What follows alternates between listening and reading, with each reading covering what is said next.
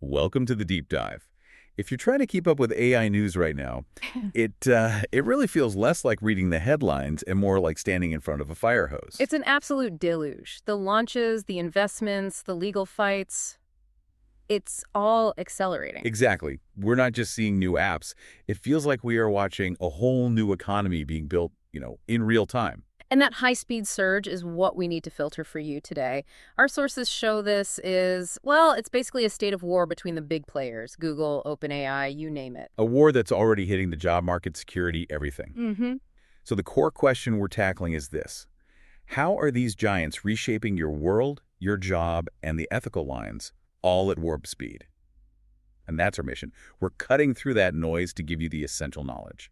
Let's start right at the top with the models themselves and the trillion-dollar decisions behind this whole arms race. Yeah, and you have to start with Google. We absolutely have to start with Google. Right. The launch of Gemini 3. It's not just an update. It feels more like a total platform reinvention. It is. It's their most advanced AI yet, and it's all about its multimodal abilities. So text, code, images, and the big one, video. And that push towards agent automation, which we'll get into.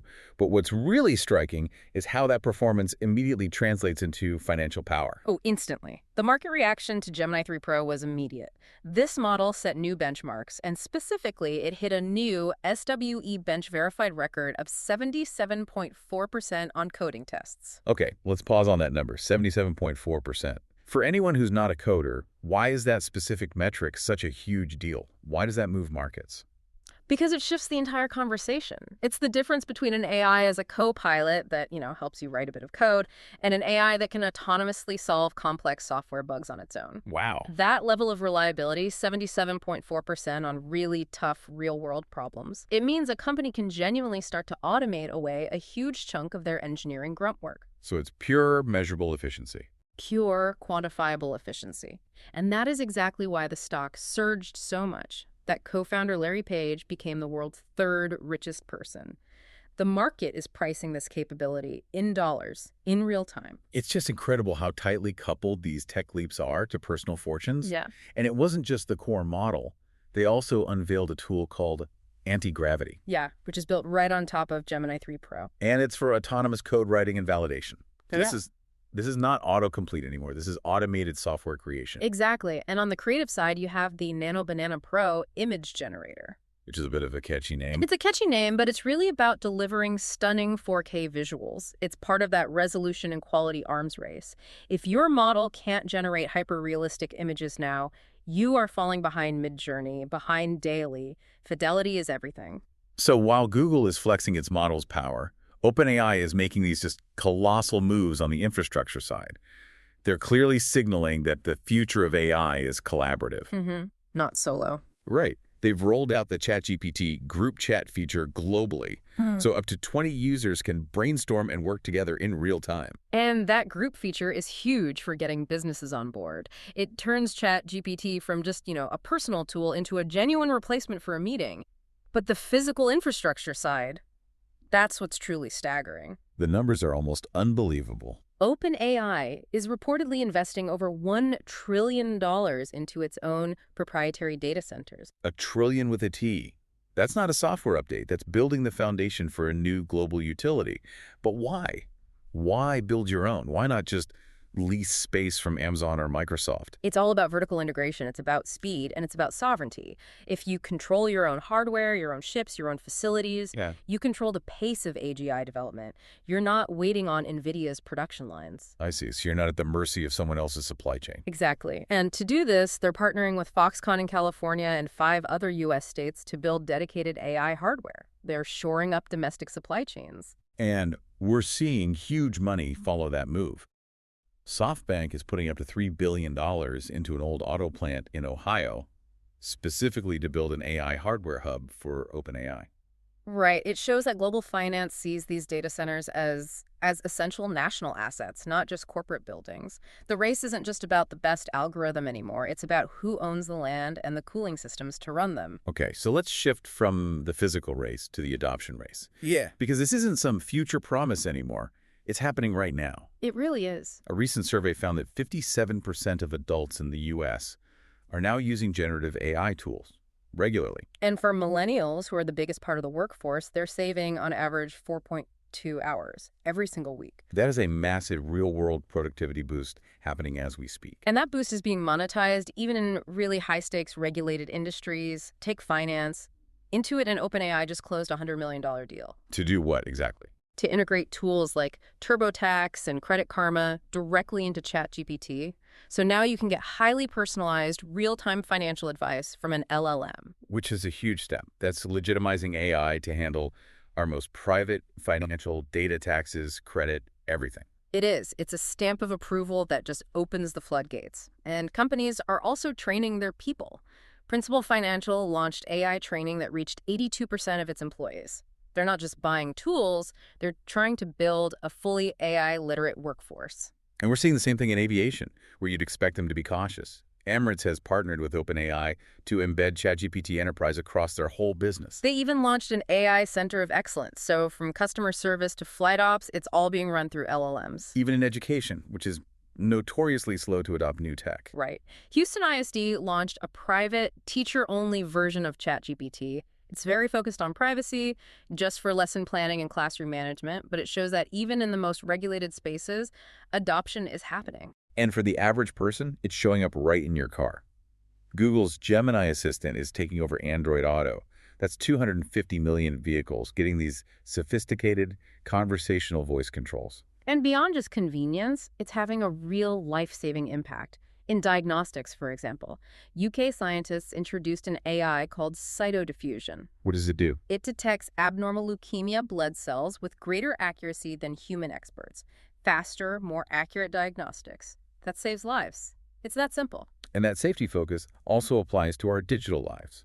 Google is rolling out AI-based scam detection for Pixel users in India. It uses Gemini Nano to analyze calls right on the device. And that on-device part is key. It means your private conversation never leaves your phone to be analyzed in the cloud. It preserves privacy. So the defenses are scaling up too. Microsoft is rolling out free AI security agents to automate phishing detection for businesses. Yes, defense by AI is becoming standard practice. It has to. But that brings us to the other side of the coin. This rapid adoption is creating a whole new class of threats. It's a massive problem. Security experts are deeply concerned about AI-driven malware and these really sophisticated prompt injection attacks. Okay, prompt injection sounds like jargon. Can you break that down for us? How does an attack like that actually work? Sure. So think of an AI tool like ServiceNow's Now Assist. It's trained to follow helpful instructions, right? Right. A prompt injection attack hides a malicious instruction inside the data the AI is processing, like in an email.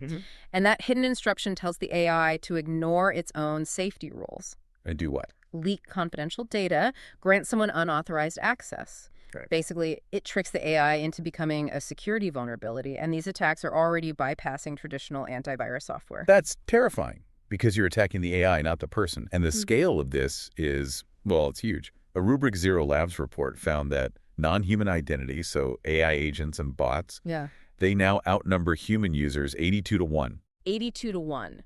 That ratio just fundamentally breaks traditional security. Security used to be about, a person logging in with a password. Now, most of your users are automated bots and AIs talking to each other. How do you secure that? And this ties into the erosion of public trust. We all saw that viral deepfake video of Bill Clinton and Donald Trump. It was shockingly realistic and just intensified these concerns. And it goes back to the models themselves. Google's Gemini came under fire for generating photorealistic images of conspiracy theories. It just showed a serious lack of safety guardrails in the core model. So what are they doing about it? Is there any move toward transparency? Well, Google rolled out something called Synthedide in its Gemini app to try and identify AI-generated content. It's a step. But even they admit that not all AI content can be verified yet. Which leaves this huge blind spot in our information ecosystem, right as we're heading into election cycles all over the world. And this brings up the next big question. Who owns the data that's training these things? We're seeing major legal battles starting to form. OpenAI is facing trademark lawsuits over names like Sora, and design firms are pushing back hard.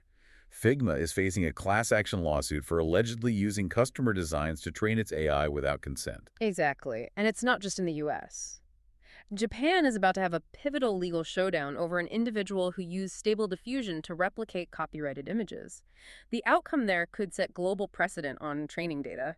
The legal fights are complicated, but the ethical dilemmas feel even more urgent. A Stanford study just found that the leading chatbots, ChatGPT, Gemini, all of them, were unsafe for teenagers seeking mental health support.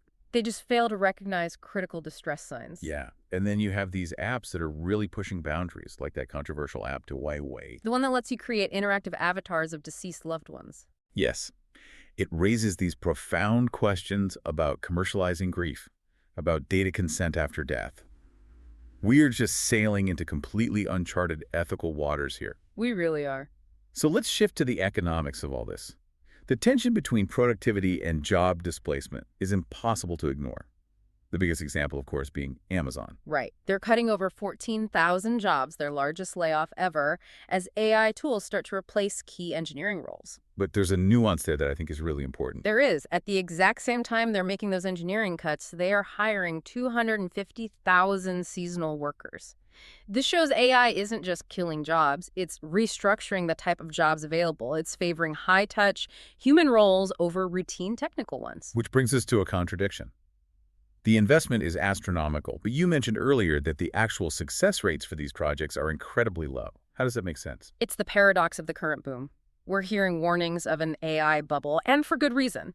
Research shows that 95% of AI projects fail before they even get deployed. 95%. Why? Is the tech not good enough? It's not usually the tech. It's almost always about integration friction or bad data. But the most common reason is just inflated expectations from leadership. They hear the hype, they invest millions, but they don't understand the limits or the operational changes needed to actually make it work. So investment is based on hype, but success is based on messy reality. Exactly. But even with those failures, capital is flooding into proven sectors. The AI defense tech sector is absolutely booming. Right. We saw one leading defense firm stock soar 330% because of demand from U.S. intelligence agencies. Precisely. Firms like Forterra are raising hundreds of millions specifically for defense applications. This is where the money is going when urgency is the top priority. And finally, let's circle back to those massive, power-hungry data centers we talked about. They're actually becoming more efficient. Yeah, which addresses one of the major critiques of AI. Scientists at UC Riverside unveiled an AI system that can cut a data center's carbon emissions by up to 45%. It optimizes energy and cooling, so while the demand is soaring, innovation is solving the sustainability problem in parallel. So when we put this all together for you, our listener, what does it mean? We've looked at sources that paint a picture of a world moving at warp speed. AI is creating huge productivity gains. That 4.2 hours saved by millennials is real. It's integrating into our finances. But at the same time, it's creating unprecedented legal, ethical, and workforce instability. It's a moment of unparalleled potential, but also, genuine escalating danger. A true double-edged sword. It is. And if we connect this back to a few of those key data points, autonomy and identity, given that platforms like anti-gravity are merging to write code all on their own, and remembering that non-human AI agents already outnumber human users 82-1 in our digital world, we have to ask a fundamental question. What's the question we should be thinking about? What happens when the majority of transactions, of code maintenance, of complex decisions in the global economy are handled exclusively by AIs talking to other AIs? What exactly is the foundational human role in an economy that is primarily driven and executed by non-human identities? That's the question to mull over this week.